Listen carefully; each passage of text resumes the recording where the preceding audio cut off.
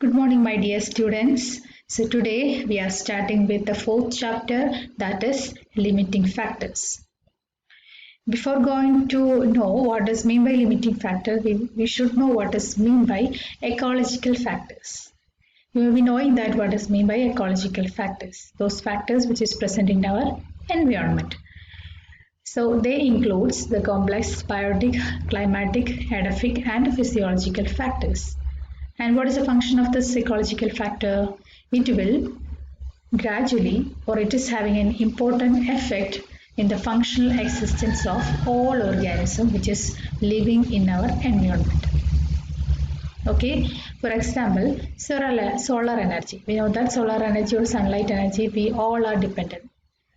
Either plants as well as animals are very much depends upon the solar energy for various purposes.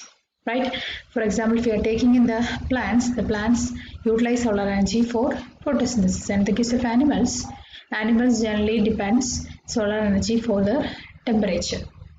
Right? So we can say that this this ecological factor, that is solar energy, determines the vegetation as well as the animal population in a particular area. In the case of plants, the vegetation of plants, and in the case of animals, the population of that particular animals or population of biological population of animals, they are generally controlled by this ecological factors. So their functional existence, they need solar energy. So we can define, or we can clearly say that the success, survival and abundance of organism requires optimum availability of all these factors. What are the factors? The biotic, climatic, edaphic and physiological factors are very much important for the success, survival and abundance of all organism which is existing in our environment. So from all these ideas, we can make a definition for ecological factors, right? So the ecological factors are mutually interacting factors that influences the life of organism in conjunction with each other and not in isolation with each other. All these factors are mutually interacting to all organism which is present in our earth and not specific to a particular organism itself or a particular animal itself or a particular plant itself. All these factors will influences mutually for the survival of all organisms. Okay, so that is called ecological factors. Then what is meant by limiting factors? You may be knowing that what is meant by limiting. Limiting can also say that it is an controlling nature.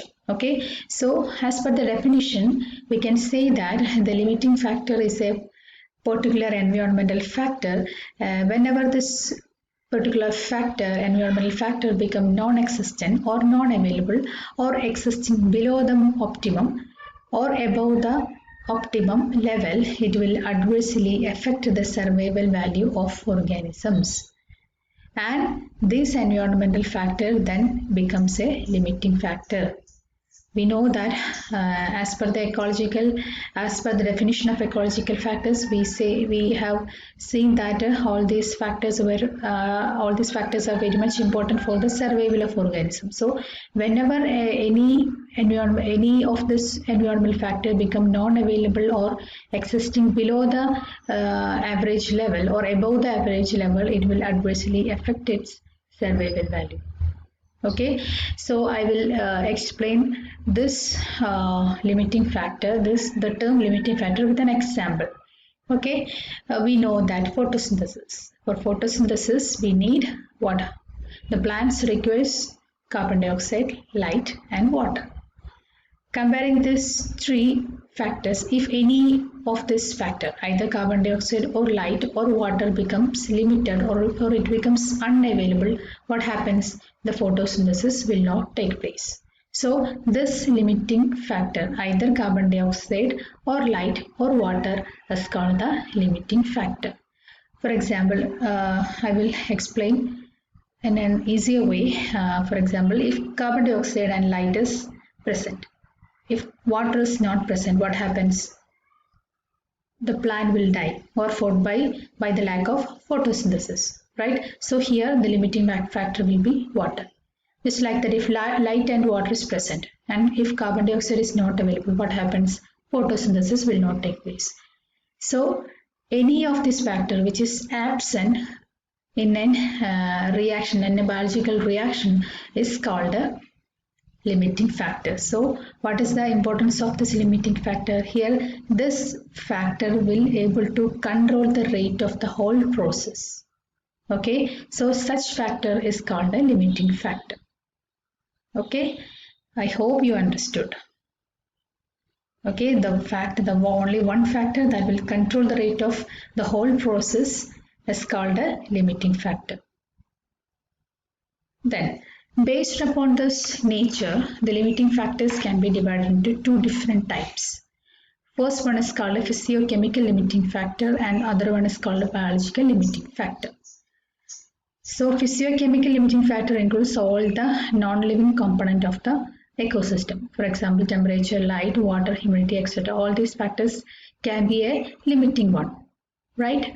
In a drought condition, what happens? Water will be scarce. So water will be the limiting factor. So this includes all these non-living component includes physiochemical limiting factors. Okay, and biological limiting factor is what will be the biological limiting factor? It includes the living components, right? For example, competition, predation, and parasitism. All these processes or all these interaction requires what? The availability of living organisms. So we can say that all these processes are also acting as limiting factor. Okay, so they are included in the biological limiting factor category. I will cite you with an example. In food chain, we know that there need an eating and being eaten process, right? For example, frogs and snake. We are taking an example of frogs and snakes. The snake will eat what? Frog. Okay, if the availability of the snake is absent, if snake is altogether scarce or it is not in an adequate amount for feeding the frog, what happens? The population of frog will be very high. So it will violate what? The food chain and it will alter the balance. Okay, so the existence of all these two organisms are very much important for the proper functioning or the proper survival of the ecosystem. Okay, so that's why they are coming under biological limiting factors. So organisms are also needed for the successful sustainability of the living system. Okay, so these are the two different types of limiting factors. Then, based upon these limiting factors, there are two famous laws have been proposed. What are they? The first one is called the Liebig's law of minimum. What is the name? What is the law states? The law states that the growth and reproduction of an organism are regulated by the environmental factors that are needed only in minimum quantities and poor qualities. Or the growth of an organism is mainly depending upon the availability of essential factors which is present in minimum quality and quantity. For a better understanding, I will explain with an example.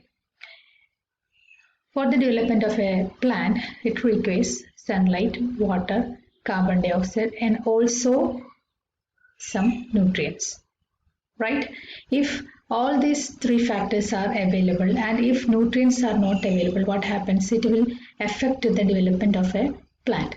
Have you heard about this term? Chlorosis. Chlorosis is a disease which is generally affecting the plants characterized by the yellowing of leaves.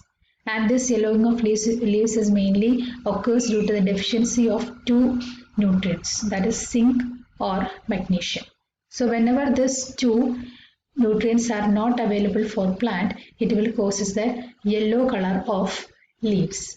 So here we can say that in this plant, what happens? The photosynthesis will take place in a normal way, but due to the lack of this one, the leaf become yellow in color. So apart from all these three factors, it needs what? Nutrients. So poor quality or quantity of this nutrient is essential for the proper development of this plant. This is called the Lieber's law of minimum. A minimum quantity of these factors are needed, or any factor or certain factors are needed for the proper development of an organism, whether it is in growth or reproduction. Okay? And based upon this law, we can make some assumptions. What are they? The organism is not always exposed to a single environmental factor, but it is always by the action of several factors. We have seen just now, right? In the case of plants, for the proper development, it requires carbon dioxide, sunlight, water, and also nutrients. So the interaction of all these are very much important for the development. And among the several factors, some factors will influence us more effect than others. For example, if you are considering a plant, if you are placing a plant in a dark room, what happens? Photosynthesis will not take place because light is not available. Here, light will be an important factor for photosynthesis. So, among these several factors, some factors will be very much important or influences that than the other factors. Okay, then the presence or absence or the abundance of an organism mainly depends upon variety of environmental factors. All the environmental factors which are present in an optimum level, then only they will develop what abundant organism. If any of these factors will be in a minimum quantity, or if it is not present in a quantity, what happens? It will reduces the abundance of that particular organisms. Okay. So the environmental factors, the optimum availability of the environmental factors are needed for the abundance as well as presence. Then the limiting effect is mainly occurs due to the interaction of two or more factors rather than a single factor. This point can be related with the first one, right?